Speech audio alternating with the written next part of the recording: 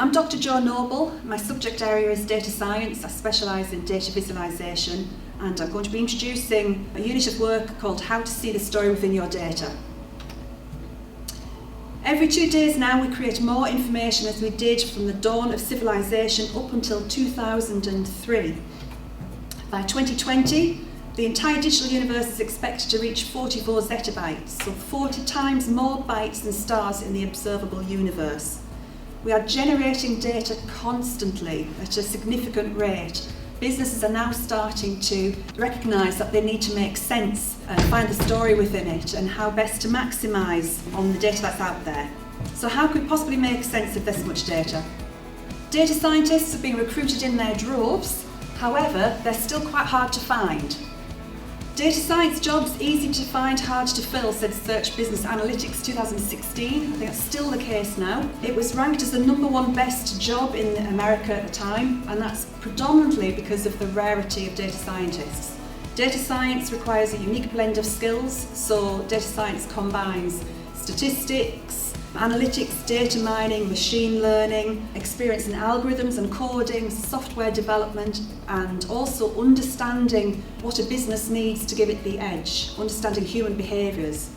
Now, there are lots of statisticians out there are lots of code developers out there, no shortage of those, and there are lots of people who understand business. However, trying to find someone with all 3 of those skills in one is really tricky.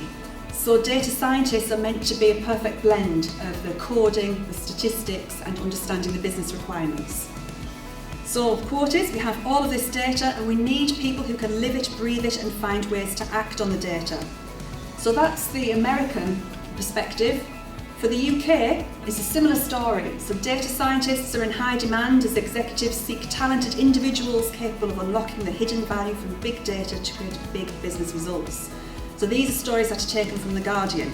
If you were to Google data scientists and unicorns, there are lots of different hits. It says data scientists are as rare as unicorns, they're very difficult to find.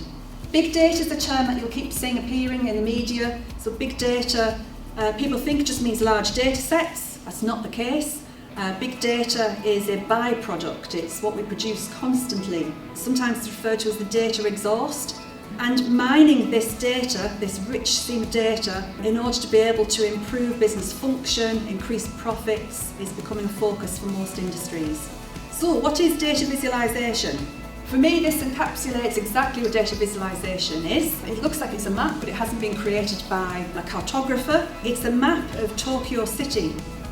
Now, every single dot on there has been plotted using the GPS coordinates of a tweet.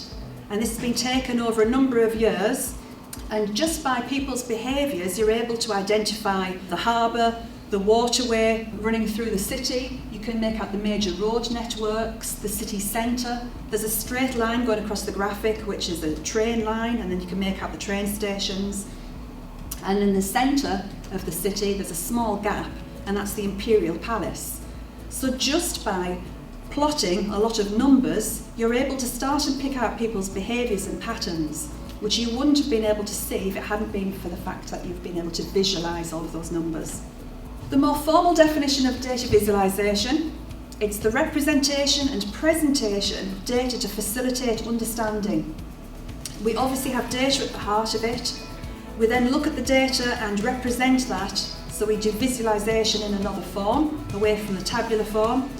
Presentation is beyond data representation, so it's all the visible design choices around creating maybe an infographic, adding text, colour choices, etc. And then it's facilitate understanding, so perceiving what does it show, interpreting what does it mean, and comprehending what does it mean to me. The process is fairly straightforward. So the first step, understanding your purpose and your audience, data collection, understanding your data and the relationships, data preparation, so cleansing your data, making sure we don't have any missing values, and then choosing your chart types.